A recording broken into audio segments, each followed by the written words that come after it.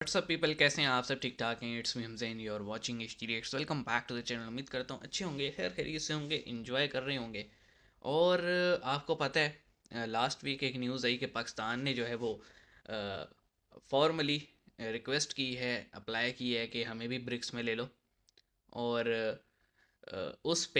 उस पे आपको पता है रशिया का एक न्यूज़ चैनल है RT, तो उस पे जो है ना एक मीम, एक कार्टून चला कि सारे ब्रिक्स की नेशंस सुपर हीरोज़ का कॉस्ट्यूम पहन के खड़ी थी और पाकिस्तान सामने खड़ा था और वो कह रहे थे वेलकम टू द क्लब। तो काइंड ऑफ खिल्ली उड़ाई गई है कि मतलब ब्रिक्स की अगर आप ट्रेड देखें तमाम ममालिक की एक दूसरे के साथ, या उनकी इकॉनमी देखें, तो पाकिस्तान कहीं पे स्टैंडिंग नहीं है उसकी। लेकिन क्योंकि 19 से 20 ममालिक ने अप्लाई किया है ब्रिक्स के लिए, और अगर हम देखें उसमें सऊदीया भी है, उसमें ईरान भी है, तो वो तो चलो बात समझ में आती है। उनकी इकोनॉमीज़ का जो कैप है, कैपिटल कैप है, वो काफ़ी ठीक ठाक है। तो पाकिस्तान कैसे? लेट्स सी क्या है न्यूज़ में। टाइटल है कि totally shocked on the Putin made meme on Pakistan. तो प्यूटन ने तो नहीं बनाया, RT न्यूज़ ने बनाया। शुरू करते हैं 3 2 1 इन। वेलकम बैक नाजरीन। पिज़्ज़ा मशरत इस वक्त हम बात लो करें निर्मल पाकिस्तान भाई, का पिज़्ज़ा आ सबसे गई। बड़ा मसला है, और हमारे साथ आज़ाद होने वाले ममालिक आज मुआशी एतबार से हमसे बहुत हमसे आगे निकल बहुत गए हैं, आगे जबकि हैं पाकिस्तान अब तक IMF के कर्ज के घेरे से क्योंकि बाहर नहीं हम आ लगे सके। रहते हैं रशिया की एक न्यूज़ फतवा एजेंसी है फतवा। तास, उसने ये ऐलान किया है, ये कहा है, ये खबर दी है और मीम ये चलाई है कि ये ब्रिक्स के सारे मेंबर सुपर हीरो हैं और ये पाकिस्तान अननोन पता नहीं कहां से बीच कहाँ में से उठ घुसा के है। आ गया। कि पाकिस्तान मेरे को भी के ले जो लो। एम्बेसडर हैं रशिया के अंदर इस वक्त खालिद जमील जमाली साहब, उन्होंने एक इंटरव्यू जरमाली। में कहा है कि पाकिस्तान ने ब्रिक्स की मेंबरशिप के लिए अप्लाई कर दिया है। बदकिस्मती से पाकिस्तान में जब भी इंतखाबात कॉन्फिडेंस हुए ना, चेक करो हमारे यहाँ पे ऑफिशियल्स का। अमेरिका या इंडिया या कश्मीर इशू नहीं रहा। पाकिस्तान के अपने अंदरूनी मसाइल इतने ज़्यादा बहुत हैं ज़्यादा है। कि उन्हीं पे इलेक्शन लड़े जाते हैं।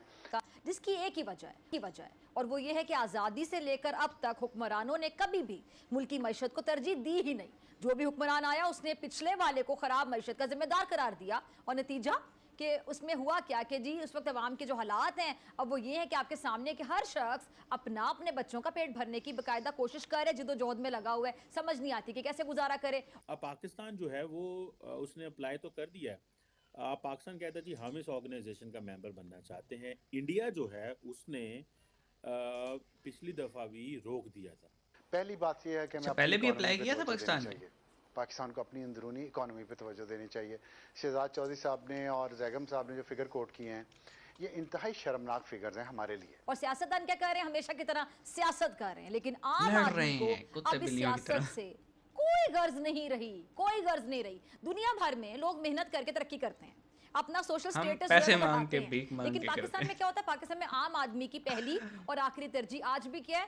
2 वक्त की रोटी तक महदूद है। पाकिस्तान ने ये बोला है कि हमें भी ब्रिक्स के ग्रुप में ऐड कर लिया जाए, और कहा ये जा रहा है, सुनने में ऐसा आ रहा है कि 2024 तक पाकिस्तान को ब्रिक्स के ग्रुप में ऐड कर लिया जाएगा। इसके बाद रशियन मीडिया ने एक पिक्चर वायरल की है, एक तरह की मीम है जिसमें पाकिस्तान को ह्यूमिलिएट किया जा रहा है। क्या उनका साइज है इकॉनमी का आपस में तजारत का, तो और नहीं, हमारा मैं ये क्या है? कहूँगा तो आईना पहली दिखाया बात जा यह रहा है कि हमें रीजनल ट्रेड पे बहुत फोकस करना चाहिए। अफसार आलम साहब कैसी अच्छी अच्छी बातें कर रहे थे कि हमें रीजनल ट्रेड पे जो है ना देखना चाहिए। सर हम तो वो मुल्क हैं कि एक कंट्री ने अपने ही एक यूनियन टेरेटरी को, एक स्टेट को जो है वो एक ऐसा आप कह लें प्रिविलेज दिया कि वहाँ के लोगों को इक्वालिटी मिले बाकी इंडियंस के मुताबिक, और हमने, हमारा लेना न देना, हमने जो है वो उस कंट्री के साथ ट्रेड ही ख़त्म कर दिया, और उसका नुकसान हमें ही हुआ है। मतलब वेजिटेबल्स, एग्री प्रोडक्ट्स, और आप कह लें कि बहुत सारी ऐसी चीज़ें जो कि हम इंडिया के थ्रू वाघा ट्रेड रूट से मंगवाते थे, वो ख़त्म हो गई भाई। और फिर हम चाय बहुत इंडिया से मंगवाते थे, और आपको पता है पाकिस्तानी तकरीबन $2 बिलियन की चाय पी जाते हैं साल में। तो हम अब वो चाय जो है घूम फिर के दुनिया के दूसरे ममालिक से तो ले रहे हैं, और महंगी मिल रही है हमें, लेकिन हमें क्या, हमने इंडिया से ट्रेड नहीं करना, हमारी गर्दन में सरिया आ जाता है, पता नहीं किस बात का। अब आप ये देखें, जो ब्रिक्स के कंट्रीज़ हैं, क्या उनमें इख्तलाफात नहीं है? उनमें पॉलिटिकल भी इख्तलाफात होंगे, रीजनल जियोपॉलिटिकल भी इख्तलाफात होंगे, डिफरेंसेस होंगे, लेकिन उनके वो डिफरेंसेस कभी भी उनकी ट्रेड को अफेक्ट इतना नहीं करते। चाइना और इंडिया को देख ले, कितना उनमें आपस में डिफरेंस है, पॉलिटिकल नैरेटिव को लेके या फिर जियोपॉलिटिक्स को लेके, बॉर्डर्स को लेके, तिब्बत, अरुणाचल, अस्काई चिन को लेके, मतलब कितना उनमें सेम सिचुएशन है। जैसे पाकिस्तान कश्मीर को लेके चीखता रहता है, चाइना जो है वो अरुणाचल और अस्काई चिन को लेके चीखता रहता है। तो इतना डिफरेंस होने के बावजूद वो आपस में ट्रेड करते हैं भाई। और कभी कभी हम देखते हैं कि बड़े एक्सट्रीम स्टेप्स भी हो जाते हैं, जैसे चाइनीज़ ऐप पे बैन लगाया गया, तो कोई इतना वो नहीं हुआ। चाइना ने ये थोड़ी किया कि हम भी तुमसे नहीं सामान लेंगे। चाइना को पता है उसे इंडिया की ज़रूरत है, इंडिया को पता है उसे चाइना की ज़रूरत है, दोनों लगे हुए हैं। At the end of the day ये तो है, ये तो ऐसे ही चलता है भाई, कारोबार में तो उतार चढ़ाव आते रहते हैं। इसी तरह रशिया जो है, चाइना के साथ दोस्ती है, इंडिया से भी दोस्ती है, दोनों के साथ ट्रेड करते हैं। तो ऐसा नहीं है कि मतलब आप जो है ना अपने डिफरेंसेस की वजह से किसी से ट्रेड रोकते हैं, लेकिन पाकिस्तान ऐसे करते हैं। पाकिस्तान तो मजहबी बुनियाद पर ट्रेड रोक देता है, तो डिफरेंसेस तो बहुत दूर की बात है। हमें सोचना होगा कि हम कहाँ जा रहे हैं। हमने ब्रिक्स के लिए अप्लाई कर दी है, हम अपनी इकॉनमी का साइज़ तो देखें कि हम इकॉनमी में कौन से नंबर पे हैं।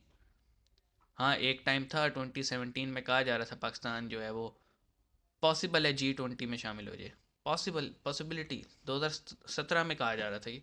उसके बाद हमने अपने ही एल लगा दिए, हमारी सुप्रीम कोर्ट ने, हमारी इस्टेब्लिशमेंट ने।